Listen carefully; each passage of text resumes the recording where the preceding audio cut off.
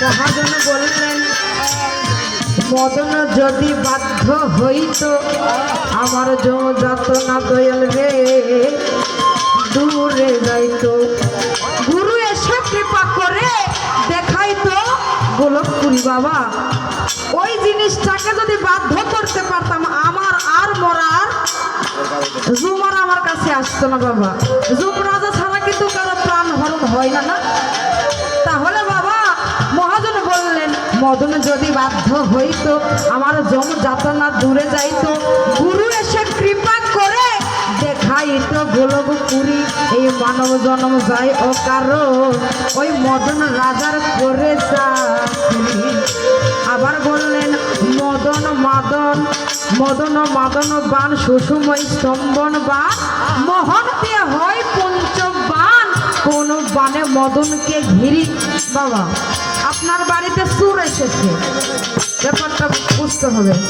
আসছে আপনার বাড়িতে চোর ঢুকেছে।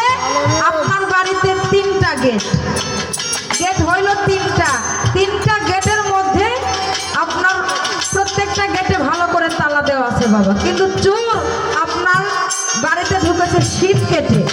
এটা আপনি জানতে পেরে গিয়েছেন। যখন জানতে পারছেন তখন ওই শীত যেখানে শীত কেটেছে ওই জায়গাটা আপনি বন্ধ করে দিয়েছেন। যখন বন্ধ করে দিয়েছেন চোরের আর কিন্তু বের হওয়ার কায়দা নাই বাবা। তো বাবা এই যে 5টা বান মদন মোহন সুষুময় স্তম্ভন আর হলো মোহন, এই 5টা বানের মধ্যে কোন বান যেই বানটা দিয়ে মদনকে একবারে বেঁধে ফেললে ঘিরে ফেললে সে আর কখনোই আমার ঘরটাই চুরি করতে পারবে না বাবা। এই বন্ধনটা আসলে কোন বান্ধে দেব? বন্ধনটা শুধু দেব না, বন্ধন দেব দিয়ে আমি ওই সুররা নিজের ভিতরেই ধরে রাখবো। বিচার আচার ওই জায়গাতেই করবো। আমি মরবো না, ওরাও মারবো না, আমি বেঁচে যাবো। এর কায়দাটা কি?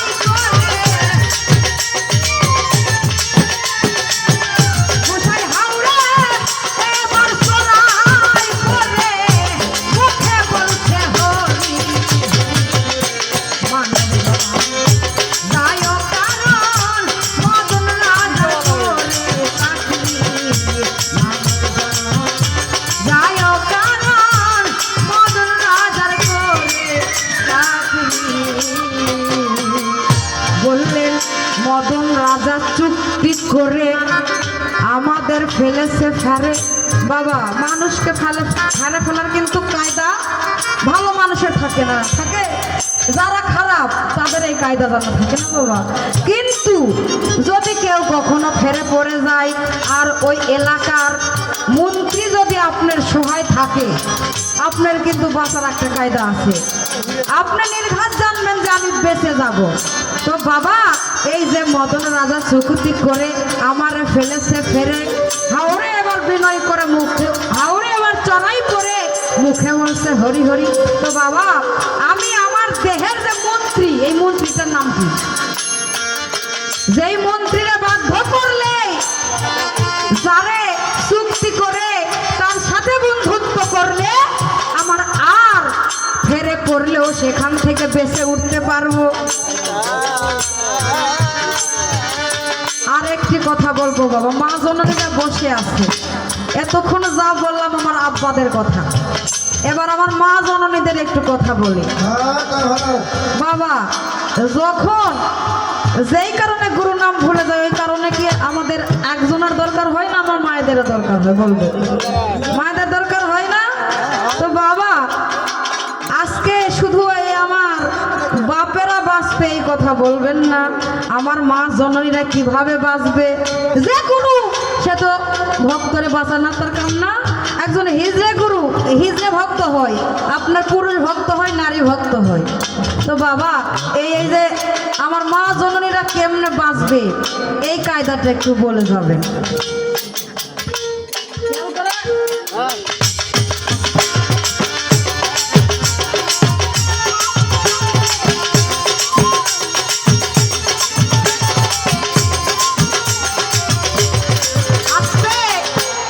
কথা বাবা, আগে পরিচয় দিয়েছি, উনি কিন্তু আমার বাপ লাগে, উনি কিন্তু আমার গুরু, উনি আমার উস্তাদ গুরু।